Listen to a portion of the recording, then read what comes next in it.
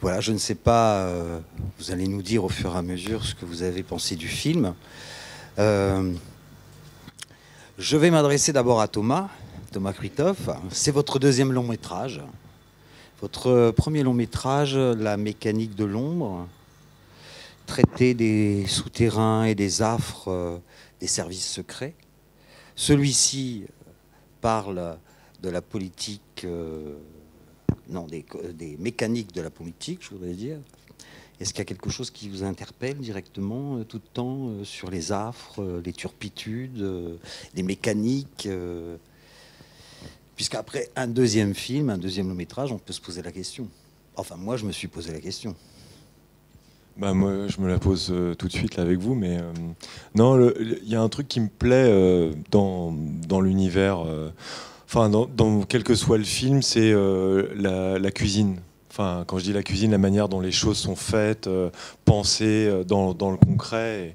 Et peut-être dans mon premier film, j'aimais bien avoir quelque chose d'assez terre à terre sur les services secrets et peut-être d'un peu kafkaïen. Et là, d'embrasser un peu ce que c'est que le quotidien de la politique, à quel point, je pense, on a dans ce film-là, à quel point les choses peuvent être tortueuses. Et voilà, c'est la politique locale. Nous, on est souvent exposés médiatiquement à la politique nationale ou internationale. Donc on voit on assiste à des luttes de pouvoir, on a de l'idéologie. Et là, j'avais un peu envie d'attaquer la politique locale sous un prisme plutôt réaliste, à savoir ce quotidien, les efforts qu'il faut faire, à quel point c'est tortueux, à quel point en fait c'est probablement un film où on parle beaucoup moins d'idéologie que d'argent, quoi. Voilà, on parle d'argent, bon, c'est un petit peu aussi un peu le sens du titre. Évidemment, ça évoque les promesses électorales, mais tout ce que les personnages échangent dans le film, c'est des promesses. C'est la promesse d'un poste, c'est la promesse d'une subvention, enfin bon, etc., etc. Et c'est un peu la monnaie d'échange de la politique, quoi. Sinon, moi, j'ai noté beaucoup de textes, beaucoup de paroles, beaucoup d'échanges, des contrastes très forts. C'est-à-dire qu'on passe d'appartements inondés, d'insalubrité, on passe directement ensuite dans des appartements luxueux jusqu'à l'Élysée. Il y a une surcharge comme ça, il y a une volonté de mouvement, d'énergie très forte, puisque ça parle beaucoup, ça fait des promesses, ça les tient ou ça les tient pas. Au niveau de l'écriture, il y a quelque chose de très compliqué là, parce qu'il faut écrire beaucoup. Le scénario, l'écriture a dû être quand même quelque chose de... un gros travail. Bah, ouais, comme beaucoup de films. Après, c'est vrai qu'on avait... on s'était documenté, on avait rencontré des maires, on avait rencontré différents acteurs, acteurs des problèmes qu'on peut voir dans le film. Mais évidemment, il y a de la parole parce que l'action politique, c'est convaincre. Donc ça passe souvent par la parole. Après, c'est un film où les personnages parlent beaucoup, mais en même temps, on n'arrive jamais à trouver un consensus. Enfin, la parole ne produit pas forcément de résultats. D'ailleurs, les paroles ne sont pas forcément tenues, ou on n'arrive pas complètement à se comprendre. Et on avait tout de suite, dès l'idée du scénario, l'idée de faire un film avec un peu où chaque personnage est dans son couloir, quoi, qu'on suivrait un peu toutes les répercussions de du problème dont parle le film, ou du destin de cette cité à travers tous les personnages de toutes les strates, avec cette espèce de chemin qui va de cette cité jusqu'à l'Élysée. Et voilà, de traverser un peu tout l'échiquier politique avec tous ces gens qui sont dans le film, et chacun défend un peu son territoire, son objectif de pouvoir, sa position sur le truc. Et il y a que nous, spectateurs, qui sommes capables de comprendre un petit peu les points de vue. Enfin, il y a une espèce d'incompréhension générale qui fait partie de la politique, qui est cette lutte entre les uns et les autres, et chacun. Voilà, il n'y a pas forcément de personnages complètement mal intentionnés. Peut-être, évidemment, les marchands de sommeil, qui sont un peu les exploiteurs de la misère, mais sinon, chacun voit juste un peu midi à sa porte, et il y a une espèce de confusion qui empêche les choses de se réaliser. Et voilà, on avait voilà, j'avais un peu l'envie aussi qu'on ait un sentiment d'ubiquité, d'être partout et de voir voilà, cette situation résonner dans les différents échelons politiques.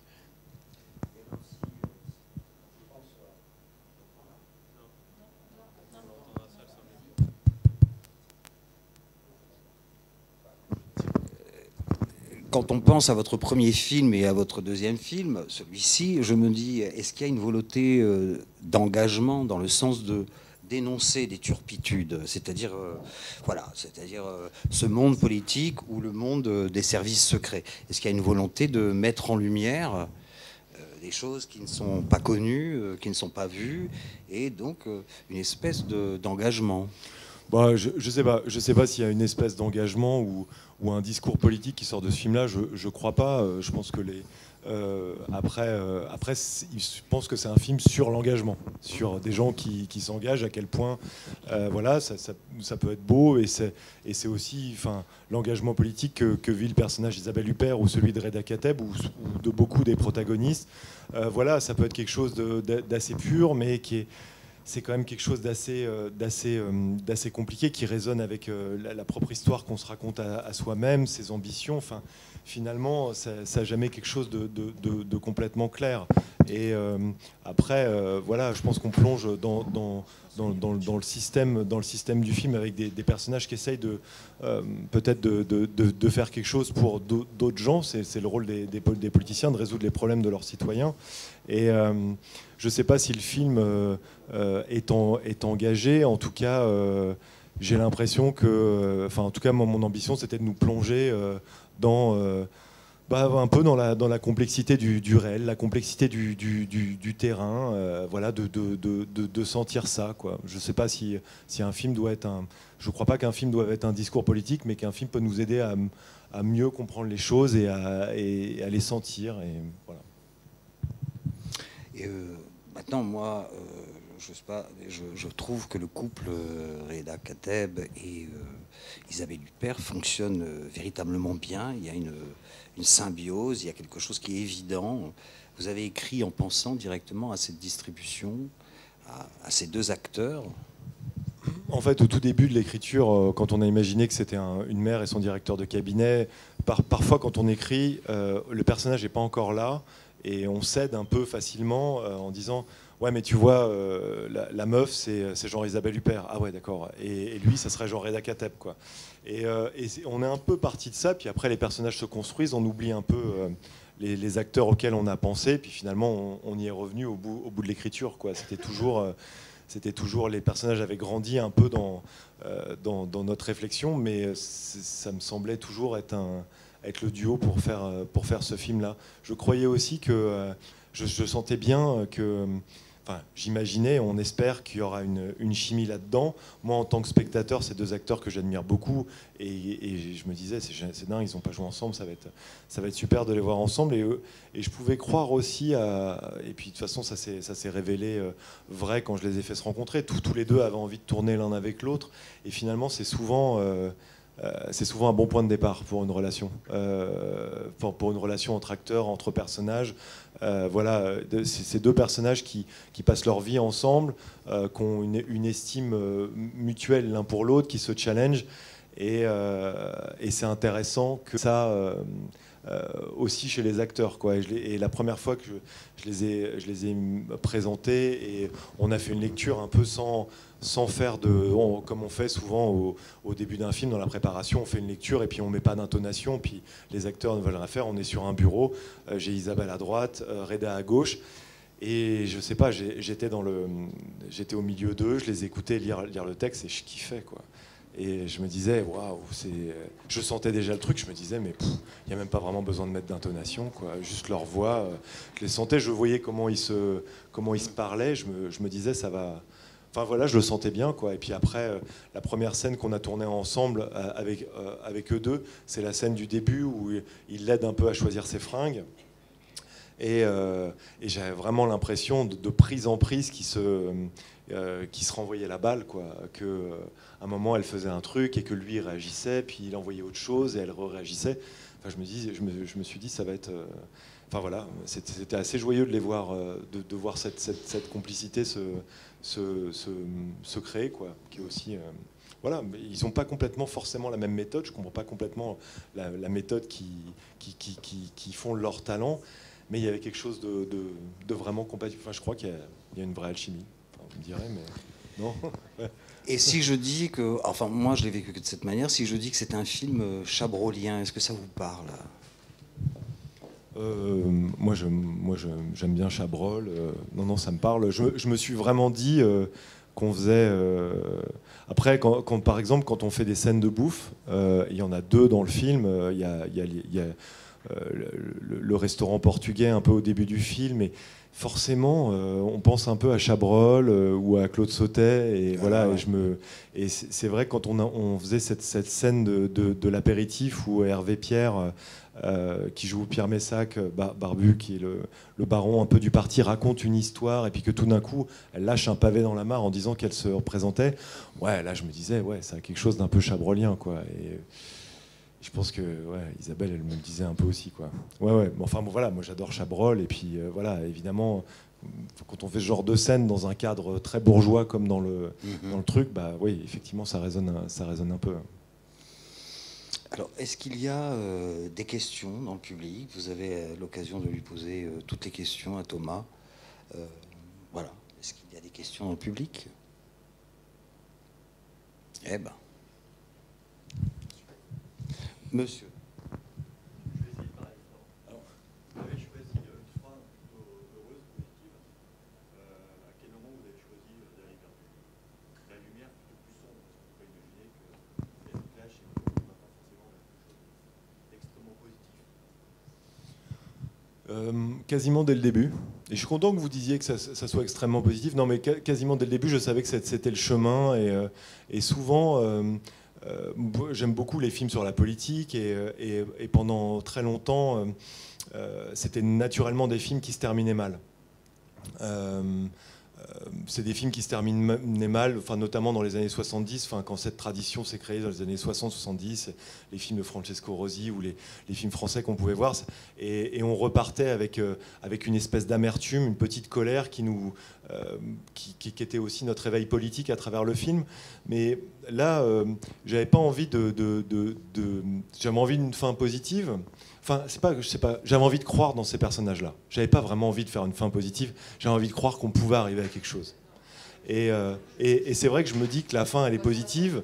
J'avais envie que ces deux personnages se retrouvent, qu'il aide le personnage d'Isabelle Huppert à revenir à elle-même.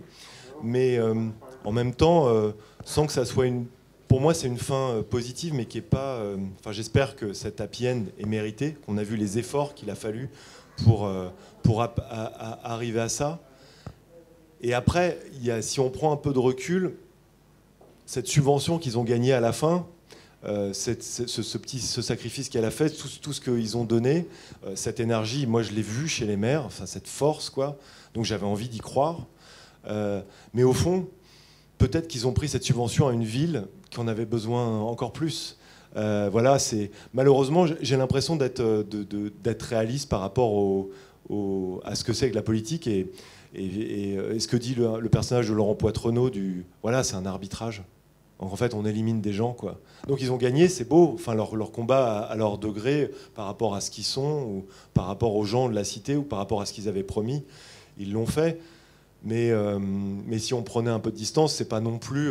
Enfin, le système les a pas sauvés, et probablement ils ont privé quelqu'un d'autre. Enfin voilà. Et je suis content que vous ayez vécu ça positivement.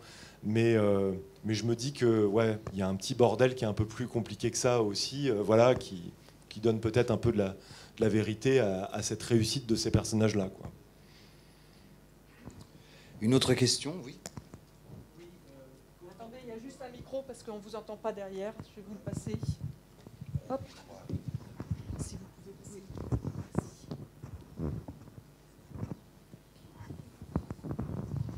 Une toute petite question, ou deux petites questions. C'est comment avez-vous convaincu Isabelle Huppert de jouer dans ce film? Ou alors, dès le début, elle a participé un peu à l'écriture du film, parce que des fois un acteur peut aussi un peu participer, mais d'après ce que j'ai compris, vous l'avez plutôt convaincue, et comment l'avez-vous convaincue? Est-ce qu'elle est intéressée aussi par un peu cette ambiguïté du pouvoir? Est-ce qu'elle joue un rôle un peu ambigu ou... Ouais. Elle joue un rôle qui est un peu ambigu, qui a plusieurs faces, et puis en plus, après, naturellement, Isabelle, elle ajoute du mystère. Parfois, on se dit... parfois, elle ajoute on tourne une scène, et puis...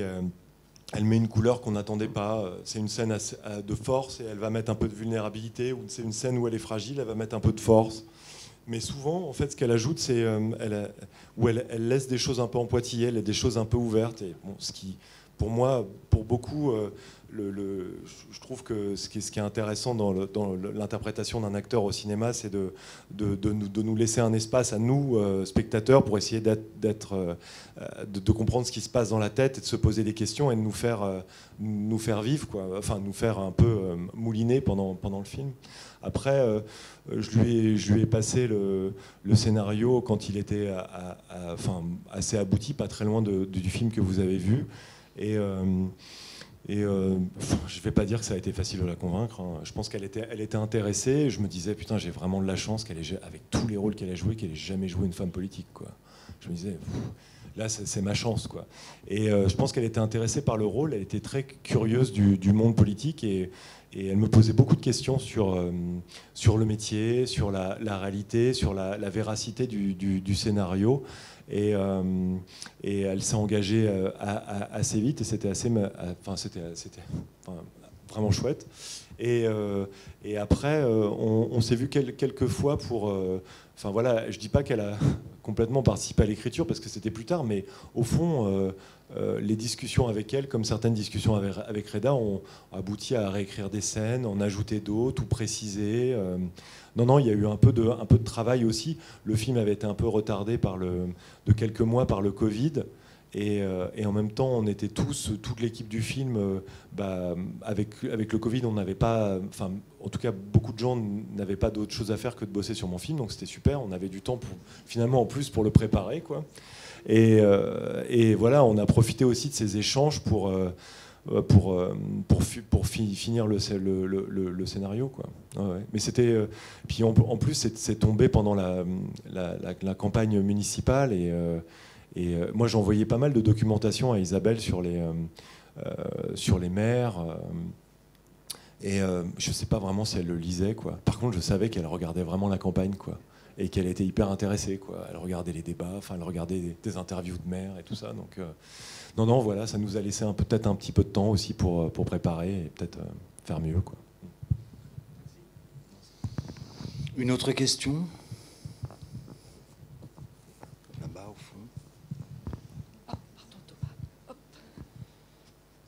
Merci Isabelle. De rien. Oui, c'est moi. Bonsoir. On est plusieurs élus locaux dans la salle, plusieurs élus de la ville de Courbevoie. Grosse pression. Non, je suis première adjointe. On est là parce que c'est le festival Atmosphère aussi et que c'est nous qui le portons. J'ai aucune question. J'ai juste envie de vous faire juste une remarque. C'est un film extrêmement juste. Quand on est élu et qu'on voit des films sur la politique locale, c'est à peu près à 100% pathétique ce qu'on voit. Ça représente absolument pas ce qu'on vit. Là, c'est très juste. Il n'y a pas de cliché, il n'y a pas de jugement. C'est juste. Donc, j'ai envie de vous dire merci. C'est tout. Moi aussi, je vous dis merci. Merci beaucoup. Merci beaucoup. Une autre question. Ou un autre compliment, hein. Oh, j'en aurais beaucoup à vous faire. Non, si vous pouviez nous parler un petit peu de vous et de votre parcours. Je suis moins inspiré, mais c'est mon deuxième film. J'avais fait aussi un court-métrage quelques années avant de faire La mécanique de l'ombre, donc en 2012. C'est un peu ma deuxième vie. Avant, je travaillais dans les nouveaux médias, mais j'ai pas vraiment fait d'école de cinéma ou appris le cinéma, mais j'ai plutôt appris le cinéma en regardant, en étant cinéphile, quoi, un peu comme vous, quoi. Voilà, en regardant beaucoup de films et avec l'idée un jour, d'écrire des scénarios. Donc, je suis encore un peu en apprentissage, quoi. Non, mais vraiment, non, je vous promets. Vraiment, c'est vraiment un métier où on apprend des choses à chaque fois. C'est fou, quoi. On s'en rend compte. Et c'est un métier qu'on peut faire en autodidacte parce que, au fond, techniquement, il y a vraiment des choses à apprendre dans l'écriture du scénario. On apprend en écrivant son scénario, mais après, le projet d'un film, c'est un petit peu bizarre au début parce que, en fait, t'es capitaine du bateau, mais t'as jamais fait de bateau.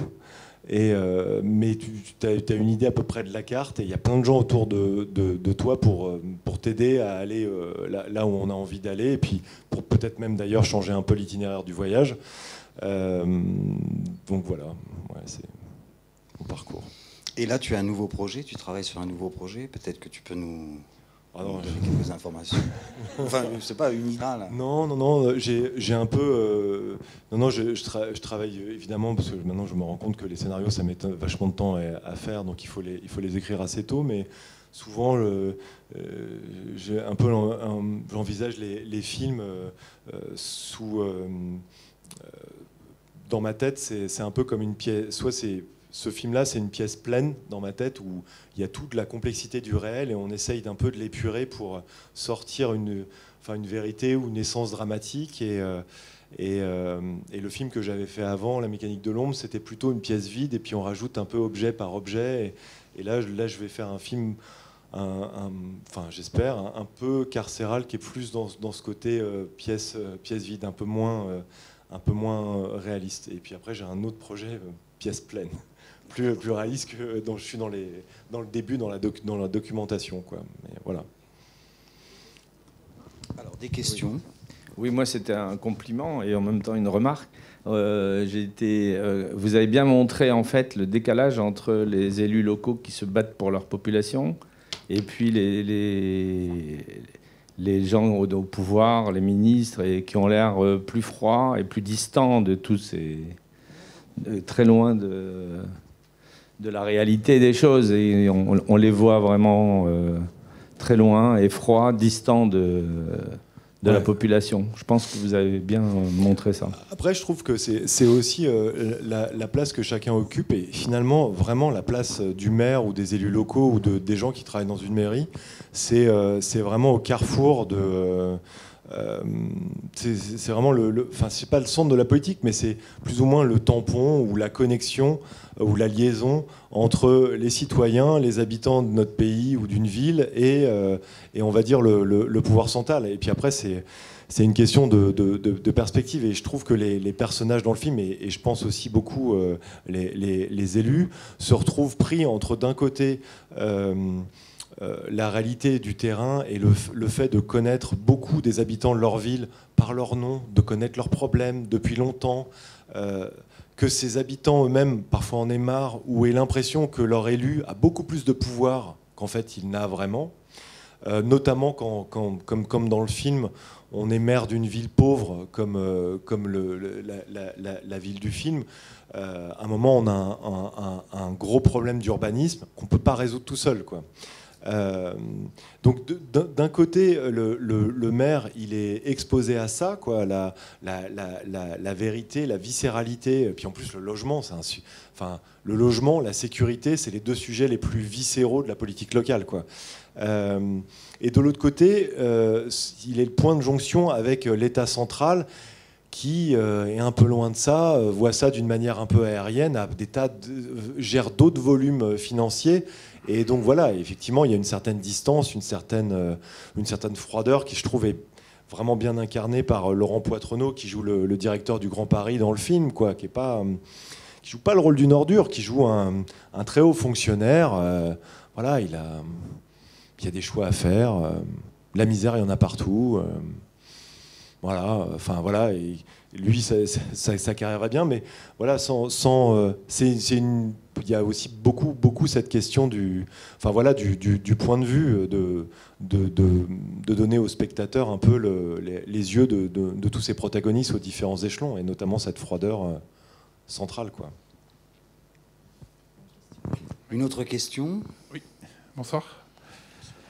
Je suis là. Là-bas. Oups.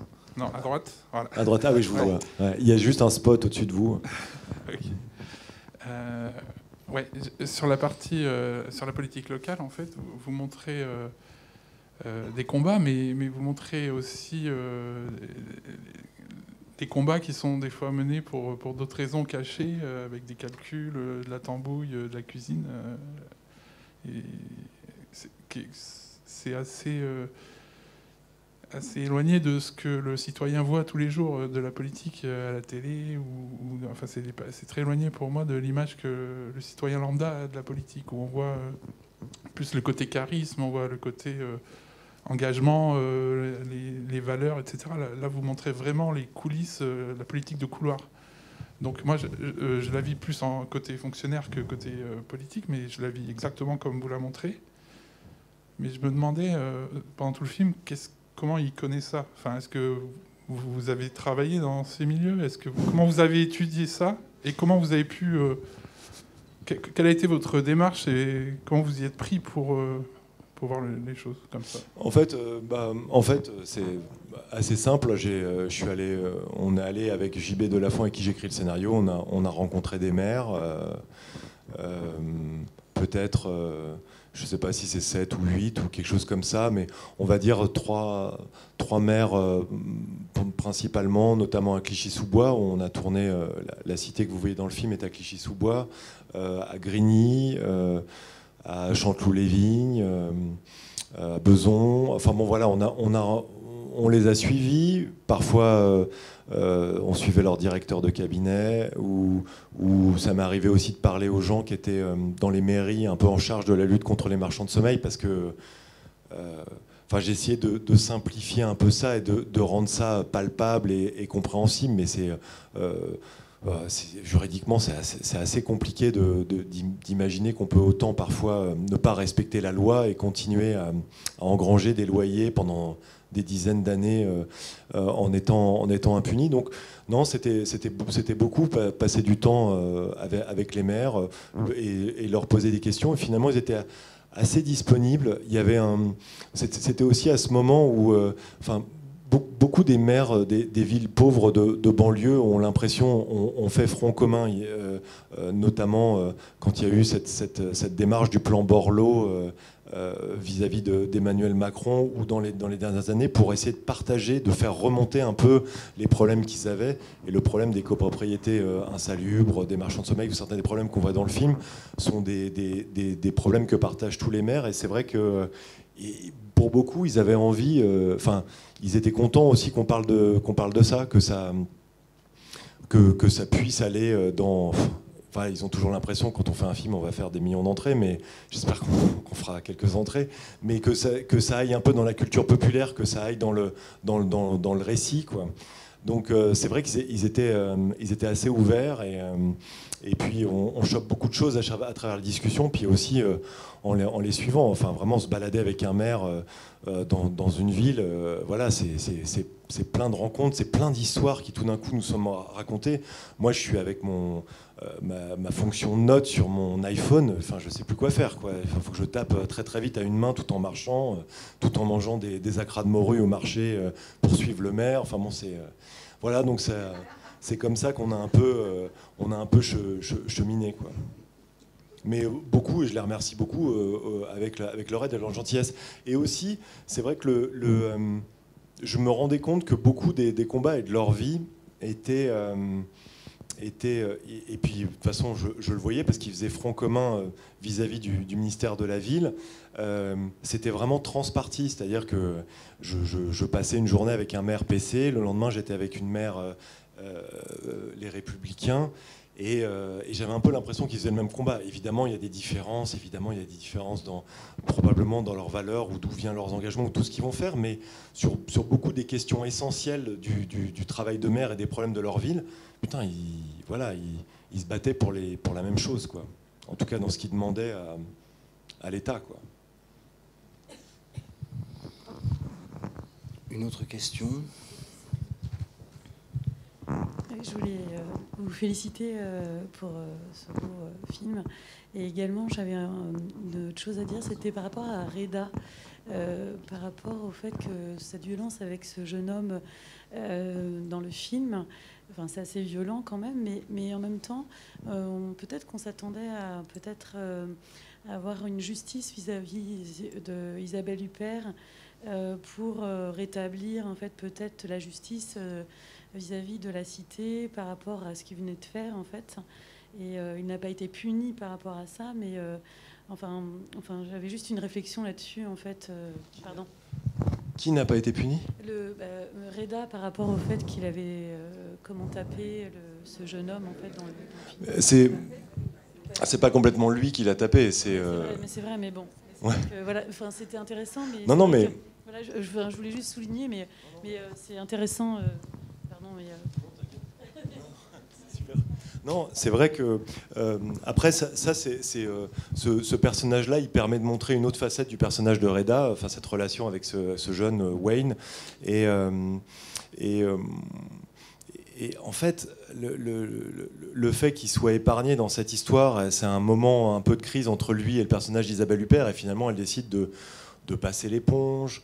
Elle fait quelque chose vraiment pour lui, de passer l'éponge, de donner un peu de ce marché à cet entrepreneur d'une boîte de sécurité qui lui fait ce chantage. Et c'est vrai que moi j'aimais bien cette situation parce que c'était vraiment elle fait vraiment un geste vers le personnage de Reda, et en même temps, d'une certaine manière, lui, il est dans ce truc-là où il la reconnaît plus complètement, et ça continue à créer cette espèce d'amertume qu'il a par rapport à là où elle en est, avec cette idée de se représenter. J'aimais bien cette situation, et qu'effectivement, elle reste impunie. Enfin voilà, elle est pas, elle fait des conneries. Parfois, elle est très très forte sur ses principes, et parfois, elle s'arrange un petit peu avec la réalité. Voilà, parfois, je sais pas si c'est bien ou si c'est pas bien. Si voilà, non mais moi non plus. Hein, mais enfin, j'aime bien cette petite zone grise. Je sais pas si c'était vraiment la seule solution de mentir à la réunion publique aux gens. Ça paraît une bonne solution parce que de toute façon, la colère est trop forte. Ça va aller plus vite de mentir, mais peut-être que non. Enfin, de toute façon, d'ailleurs, ça marche pas. Mais voilà, c'est un petit peu cette petite zone des décisions qu'on essaye de côtoyer dans le film, quoi. Une question là-bas, oui. Bonjour. Voilà, c'est fort. Bonsoir. Merci beaucoup pour ce film, super. Juste, je me demandais à qui est dédié le film à la fin. Est-ce que c'est intéressant de le savoir ou... Non, en fait, c'est un peu on l'a dédié. Les machinistes, c'est les trois noms des trois machinistes du film, notamment liés, qui étaient Morvan Omnes et Milo Omnes, qui étaient les machinistes. Ils vont installer toute la structure qui va permettre de mettre les lumières. C'est eux aussi qui gèrent tous les mouvements, tous les rails de travelling. Voilà, c'est un rôle très très important dans une équipe de tournage. Et en fait, voilà, ils ont fait le film avec nous, et quelques temps après, 3 mois après, il y a eu un accident de la route sur le tournage de Qu'est-ce qu'on a fait au bon Dieu 3, et dans lequel voilà, les trois techniciens auxquels le film est dédié sont morts. Voilà. Donc bon voilà, on a mis ce. Enfin bon voilà. Ouais. Non, à eux c'était. En plus, c'était, enfin voilà, et j'aurais aimé. En plus, c'est un film avec, c'est un film qu'on a fait en novembre-décembre avec une équipe vraiment très dédiée, très très motivée. Et on avait des scènes avec pas mal de figurants, mais on a fait ça vraiment avec une trentaine de personnes, et il y avait un côté assez familial au film, même si faire un tournage sous Covid, ça veut dire que vous pouvez jamais boire de verre le soir ensemble, et c'est souvent un des ciments de la vie d'une équipe de tournage. Donc là, on avait un tournage hyper sérieux, un peu austère. En plus, on est tous avec des masques, on se fait tester tout le temps.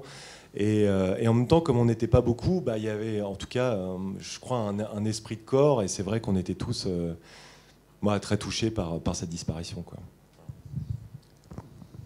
Bonsoir, oui. J'avais aussi une question sur l'équipe, là, sur les comédiens. Il y a 3 comédiens qui jouent dans la série Lupin, qui apparaissent dans votre film. Est-ce que c'est un hasard ? Complètement. Non, complètement. En fait, il y en a 4. Non, il y en a 4. Et non, quand je me suis rendu compte, et c'est marrant parce que mes enfants, ils ont adoré la série Lupin, et parfois Isabelle Huppert, c'est moins pour eux que Soufiane Guérab qui joue dans Lupin. Ils me disent waouh, le mec de Lupin et tout. Attends, Isabelle Huppert, mec, c'est la plus grande actrice du monde, quoi. Enfin voilà, ils ont encore besoin d'être éduqués un peu mieux, quoi. Une autre question. Ici. Oui, en fait, les personnages secondaires donnent vraiment toute une force aux personnages principaux, tels Isabelle Huppert, Clémence, Colomb. Je ne sais pas d'ailleurs si le nom il est choisi au hasard. Colombet. Colombet, oui. Ouais. et c'est vrai qu'eux, ils ont un côté gris, quoi. Surtout le copain d'enfance de Yazid, qui fait vraiment du chantage à outrance.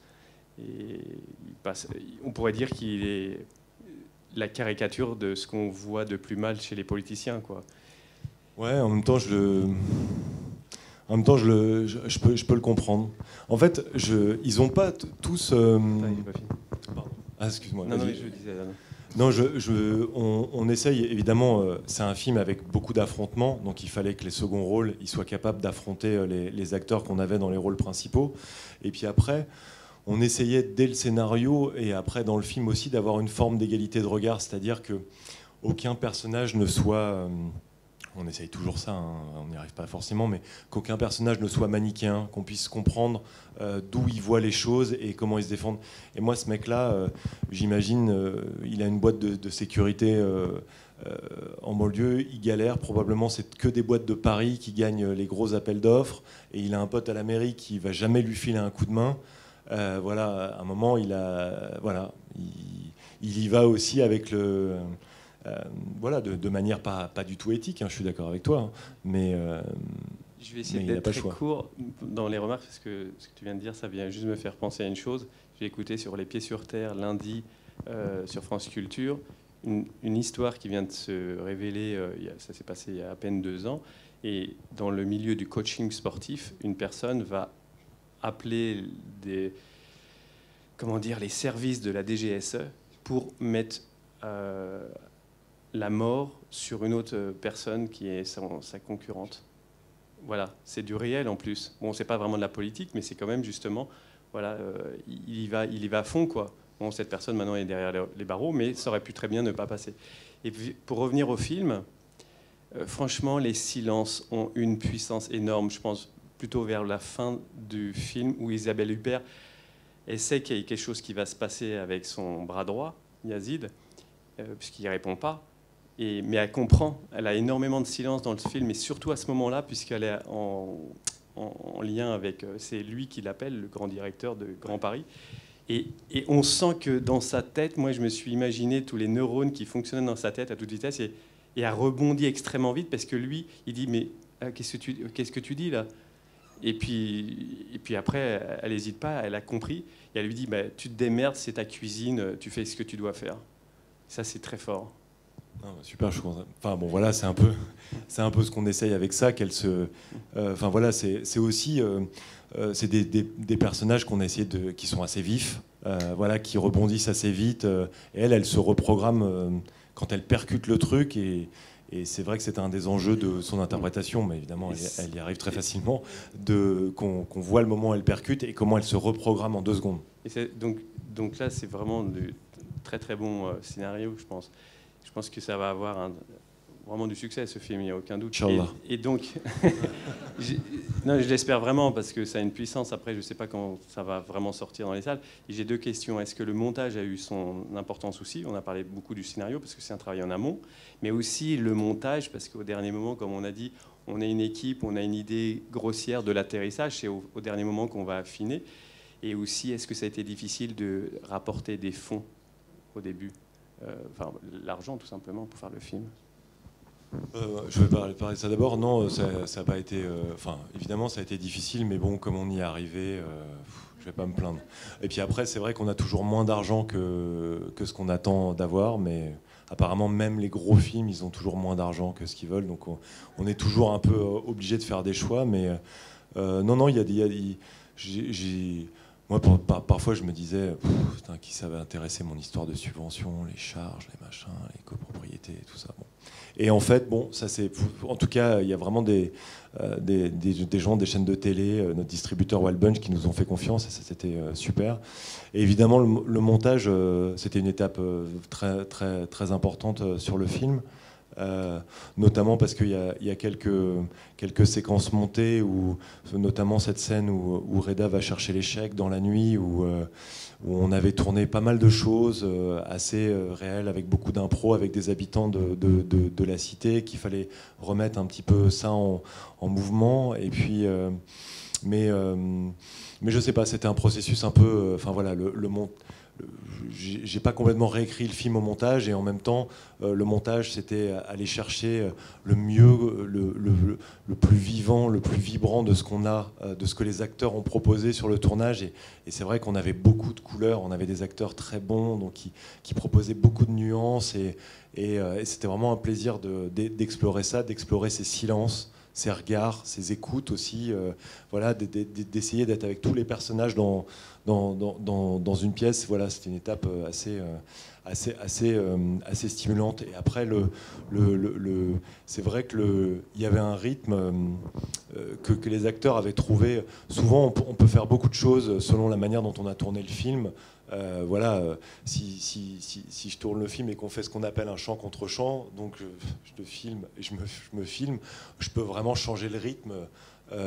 Beaucoup des acteurs, je peux tout ralentir ou je peux tout rallonger, et on avait pas mal de chant contre chant. Et moi, j'aime bien ce procédé. Je trouve qu'on est bien dans la tête des personnages. Mais en fait, on était assez proche du rythme que les acteurs avaient trouvé en tournant, quoi. Enfin voilà, je l'accélérais pas. Les choses me semblaient assez naturelles de ce qu'ils avaient dans ce qu'ils avaient proposé, quoi. Donc c'était assez enthousiasmant. Une autre question? Peut-être peut-on dire quand même que le film ne sort que fin janvier, c'est ça? Tu peux dire la date, je crois. Le 26 janvier. Le 26 janvier, et remercier effectivement vivement Thomas Le Gall de la société de distribution Wild Bunch, qui est au fond de la salle, de nous avoir offert ce film ce soir alors qu'il sort que fin janvier. Merci à Wild Bunch. Et merci à Thomas Le Gall et à toute son équipe qui déjà nous accompagne depuis quelques années. Et si vous étiez là il y a 2 ans, nous avions présenté le film Fahim au Festival Atmosphère en avant-première, et donc nous travaillons en collaboration avec Wild Bunch. Merci Thomas Le Gall et toute son équipe. Merci Thomas, Christophe. Merci à vous. Vraiment, c'était un bon moment. On espère que vous allez Merci d'être resté. On espère que vous allez faire beaucoup d'entrées. Voilà. Merci. Parlez-en autour de vous, puisque c'est un film puissant et utile à voir. Et dans cette période Parlez-en en janvier, hein, un peu avant la sortie. N'en parlez pas trop tôt. Merci beaucoup. Merci à vous. Bonne soirée. Et à demain au festival. Bonne soirée.